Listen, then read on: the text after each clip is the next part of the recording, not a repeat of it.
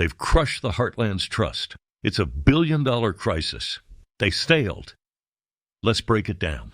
You know why these scams in Minnesota should not surprise anybody? Because Somalia ranks 179th out of the 180 countries ranked on the Corruption Perceptions Index. And when you import vast amounts of people from a low-trust, corrupt society where scams are rampant, don't be surprised when they engage in low-trust scam behavior. You're seeing this all over Europe, where all of these high-trust societies are bringing in hordes of people from low-trust societies, and then they're surprised when the welfare programs that depend on social trust, they're surprised when those are taken advantage of. That's exactly what happened in Minnesota. You have a welfare program that depended on a high level of social trust, and that social trust was violated by people who come from a society that has low levels of social trust. Again, they were ranked 179th out of the 180 countries ranked on the Corruption Perceptions Index. Don't be surprised. This didn't just happen overnight. It started as a few weird numbers, a trickle of red flags that everyone ignored.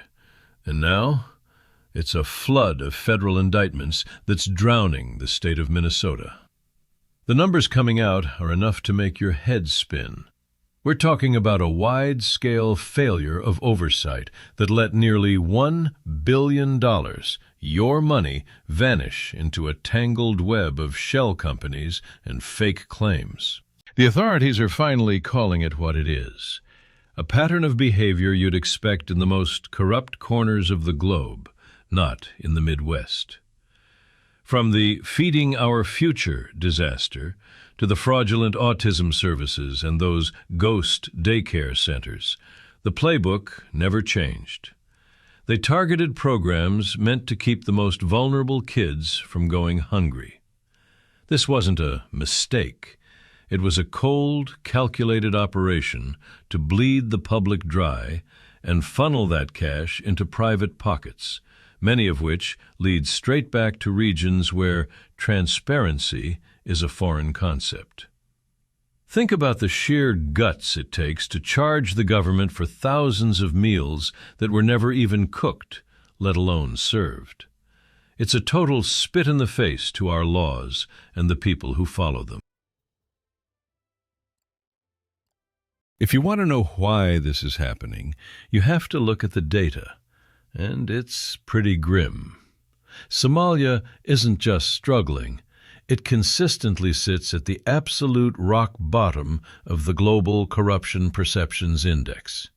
We're talking about ranking 179th out of 180 nations. When you import a population from a place where corruption is the only way to survive, what do you think is going to happen? It's basic math. High trust systems, the kind Minnesotans spent generations building, are basically sitting ducks for anyone who looks at state resources like a jackpot waiting to be claimed. People are starting to say out loud what the elites won't. These rapid demographic shifts didn't just bring new neighbors, they brought a fundamental clash with Western civic values. Look at the UK. Same story, different map, with massive chunks of certain groups stuck on permanent state support. This isn't about being mean, it's about the wide-scale importation of a low-trust mindset into a high-trust civilization. Our welfare state was built for neighbors helping neighbors, not for a coordinated hit by professional fraudsters. The political bill is finally coming due, and it's a doozy. Under Tim Walz, these programs were basically an open buffet for bad actors with zero verification. He let the vacuum grow, and the sharks filled it. But the party's over, because D.C. is finally stepping in to clean up the mess. The Trump administration just made the call to freeze all child care funds to Minnesota until there's a total audit and a complete teardown of how this money gets handed out. Federal agents are hitting the streets, raiding social service centers that were nothing more than fronts for money laundering. The word from Washington is loud and clear. The days of looking the other way while the system gets robbed are done. This isn't just a local Minnesota headache anymore. It's the centerpiece of the whole national fight over the border and immigration. Americans are fed up. They want to know why their paychecks are being siphoned off to subsidize groups that clearly have zero respect for our way of life. Looking ahead, what happened in Minnesota is a massive red light for the rest of the country. You can't keep a first-world safety net if you keep bringing in third-world standards of honesty. The damage to the heartland's social fabric is deep, and it's going to take decades to patch up. But you can't fix it until you admit the truth. Trust isn't infinite.